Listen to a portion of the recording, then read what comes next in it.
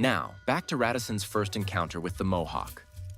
Captured by the Mohawk in his youth, Pierre-Esprit Radisson's treatment was relatively mild, perhaps due to his age. Instead of facing immediate execution or severe torture, he was adopted into Mohawk society, a practice common among the Haudenosaunee, Iroquois, as a means of replenishing their numbers after war and disease. Radisson quickly adapted, displaying a keen interest in the Mohawk language and customs. Remarkably, within just 6 weeks, he had fully integrated into their world.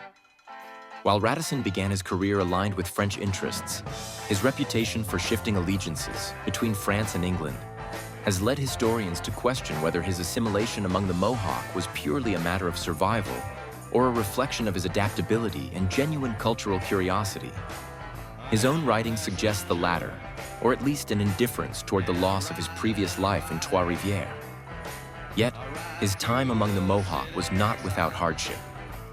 He endured captivity, physical and psychological violence, ritual torture, and the constant threat of death. However, once his wounds healed, he fully participated in Mohawk life, even joining a war party expedition that lasted 5 months. During this period, he honed essential survival skills, deepened his understanding of indigenous languages, and gained insights into the complex social and political structures of the Haudenosaunee. Radisson documented his experiences in great detail, describing communal hunts, ceremonies, and the justice system of the Mohawk.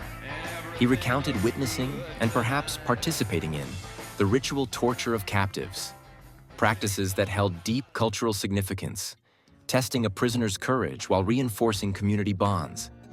Such acts, including burning, mutilation, and prolonged deaths, were expressions of honor, vengeance, and spiritual beliefs rather than mere cruelty. He also made references to occasional cannibalistic practices among certain indigenous groups, but never explicitly stated whether he took part. It is crucial to approach Radisson's writings critically, recognizing the potential for exaggeration, bias, or misinterpretation. European explorers of his time often sensationalized indigenous customs, framing them as savage to justify colonization. However, unlike many of his contemporaries, Radisson's tone was often pragmatic, even admiring. He spoke of his Mohawk adoptive family with familiarity, and his depictions of indigenous traders and warriors suggest a respect for their knowledge, resilience, and strategic acumen. Radisson's adoption by the Mohawk highlights the permeability of cultural boundaries in the 17th century. His writings provide valuable insights into the indigenous customs of the time, such as ceremonial adoption, clan-based governance, and the sophisticated trading networks that predated European arrival. Far from passive victims of European expansion, indigenous nations actively engaged in diplomacy, trade, and warfare to advance their own interests. Individuals like Radisson, who had been absorbed into indigenous societies, became cultural intermediaries, leveraging their knowledge of both indigenous and European worlds to navigate shifting alliances.